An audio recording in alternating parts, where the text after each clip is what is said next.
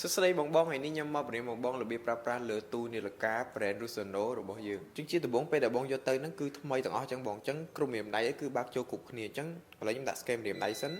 ដើម្បីបាក់ទ្វារតមកជាដំបូងគឺបងត្រូវលុបដៃរបស់បងទៅចូលនៅខាងក្នុងនេះផ្នែកខាងលើតមកបងចុចប៊ូតុងខាងនេះមួយ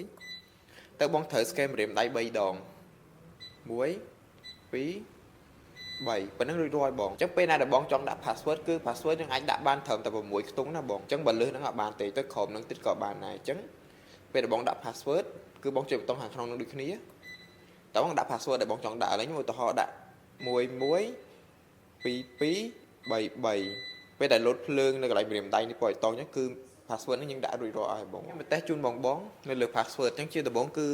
password ពេលលោតអញ្ចឹងគឺបងចុចលេខយកហ្មងឥឡូវខ្ញុំចុចយកលេខ1គឺ1ហើយអញ្ចឹងលេខ1ម្ដងទៀតបន្តមក22 33ពេលលើបៃតងអញ្ចឹងគឺបើកហើយបងឥឡូវហ្នឹងគឺសម្រាប់ម្រាមដៃអញ្ចឹងបងត្រូវ scan ម្រាមដៃ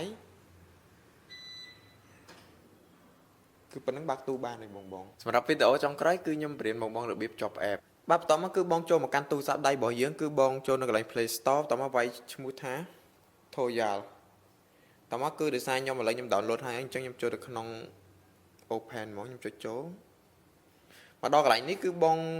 ត្រូវភ្ជាប់ Gmail ទៅនឹង password Gmail ដោយសារនេះគឺខ្ញុំ set up ហើយអញ្ចឹង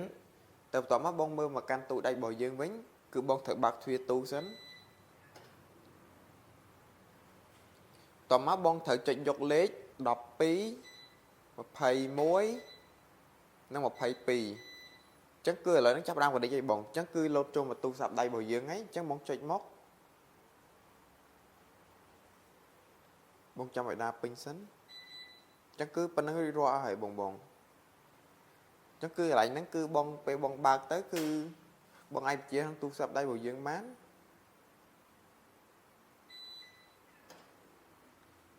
គឺប៉ុណ្្នឹងរួចរាល់ហើយបង